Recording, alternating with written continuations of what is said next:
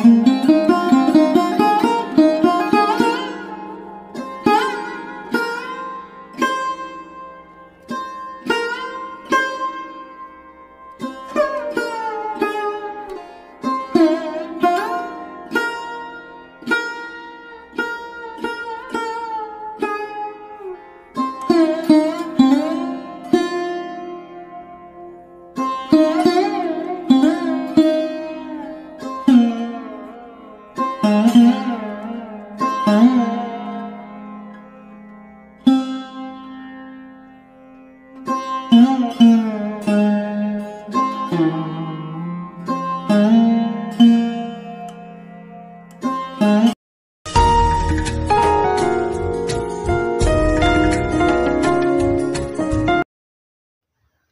Morning friends, তোমরা সবাই কেমন আছো? আশা করি তোমরা সবাই খুব ভালো আছো, আর আমিও খুব ভালো আছি। আজকে আবারও একটি নতুন ব্লগে তোমাদের সবাইকে আমি স্বাগত জানাচ্ছি। আই হোপ তোমাদের ব্লগটি খুবই ভালো লাগবে।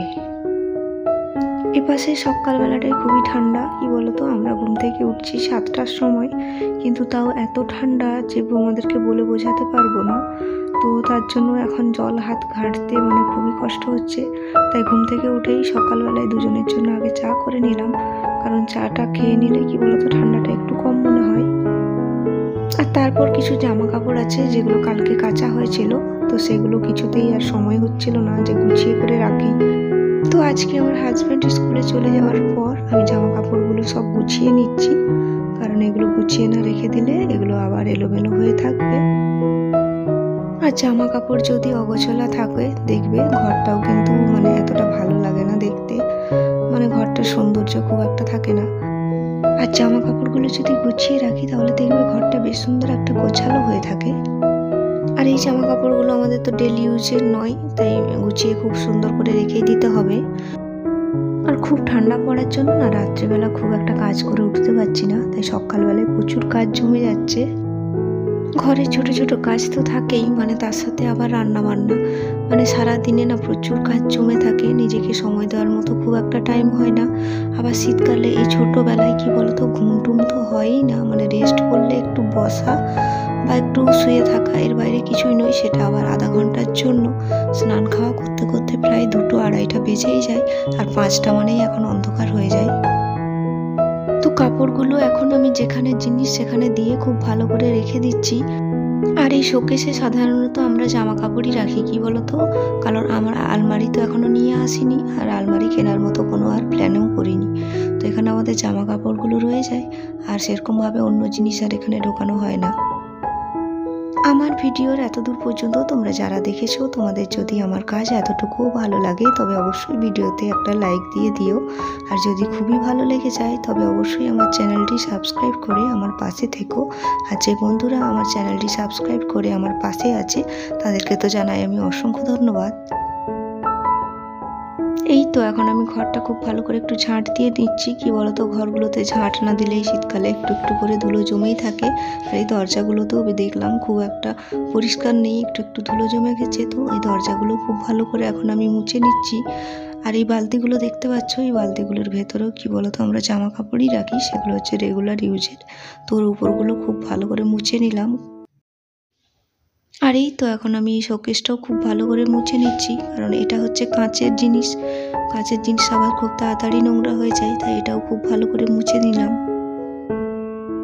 আর এই শীতকালটা না প্রচুরই নোংরা হয়, খাট বলো ঘর বলো প্রত্যেকটা জিনিসই তো প্রতিদিন খুব ভালো করে মোছা বা গুছিয়ে রাখা সম্ভব নয়, কিন্তু তাও মাঝে সাঝে করে নিলে সুবিধা হয়।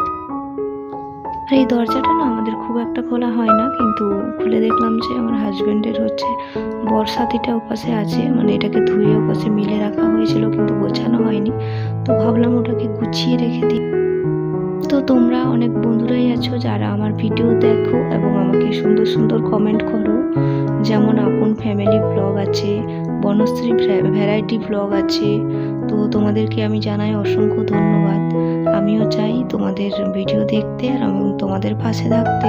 তোমরা এইভাবে আমাকে সাপোর্ট করো। আর আমার এই নিত্য নতুন কাজ তোমাদের যদি ভালো লাগে, একজন হাউসওয়াইফ তো আর বাইরে গিয়ে বিভিন্ন রকমভাবে ভিডিও করতে পারে না, তার ঘরের টুকিটাকি কাজকর্ম দেখিয়ে ভিডিও বানায়। তো তোমাদের যদি এরকম ভিডিও দেখতে ভালো লাগে তবে অবশ্যই আমাকে কমেন্টে জানিও তোমরা কী টাইপের ভিডিও দেখতে চাও। তো এটা আমার গোছানো হয়ে গেল, আমি এখন খুব ভালো করে রেখে দেব, কারণ এটা আবার সামনের বছর বা যখনই বৃষ্টি হবে সেটা কাজে লাগবে। তারপর এই যে সন্ধেবেলায় চলে এলাম, এই সময় একটা টিফিন করে নেব। তো টিফিন বানানোর জন্য আমি 1 কাপ ময়দা নিয়েছি, সেখানে 2টো ডিম দিয়েছি, একটু পেঁয়াজ কুচি দিয়েছি, আর 2টো কাঁচা লঙ্কা, একটু হলুদ আর একটু চিনি দিয়েছি। কি বলতো এই সময় আর অন্য কিছু খেতে ইচ্ছে করছে না, মানে ঠান্ডা বেশ, তো একটু মুখরোচক খেতে ইচ্ছে করছে। আর তোমরা এইটা বানিয়ে খেতে পারো বাড়িতে, এটা খুবই টেস্টি হয়। তো আমি এখন বানিয়ে দিচ্ছি, সেটা তোমরা দেখো অবশ্যই।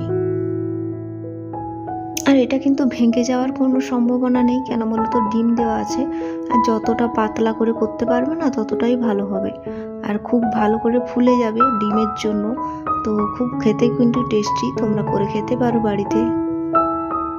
আর এখানে তোমরা বিভিন্ন রকমের ভেজিটেবলসও দিতে পারো, মানে বিট দিতে পারো, গাজর, ধনেপাতা, টমেটো যা দিতে পারো, খুবই ভালো লাগবে। তো আমি সেরকম কোনো ভেজিটেবলস দিইনি, আর পেঁয়াজ লঙ্কাই দিয়েছি আর ডিম দিয়ে করছি, তো এমনিতেও খুবই ভালো লাগে।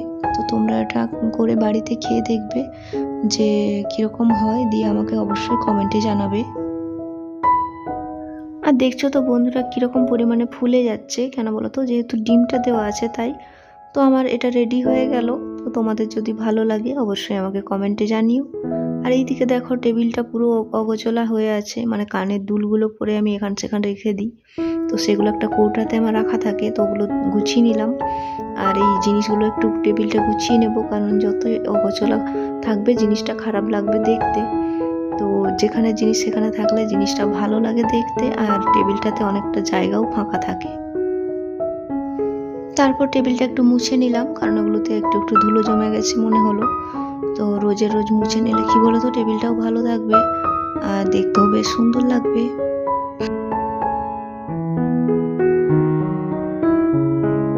আর এদিকে বাসনগুলো মেজে রেখেছিলাম দুপুরবেলায়, তো সেগুলো এখনো গোছানো হয়নি, তাই সেগুলো যেখানে জিনিস সেখানে দিয়ে দিচ্ছি। তো যারা নতুন বন্ধু আছো, তোমাদের যদি আমার ভিডিও ভালো লাগে তবে অবশ্যই আমার ভিডিওতে একটা কমেন্ট করো আর একটা লাইক দিও। আর যারা পুরনো বন্ধু দেখছো তোমাদেরকে তো আমার অসংখ্য ধন্যবাদ, কারণ তোমরা আমার রেগুলার ভিডিও দেখো।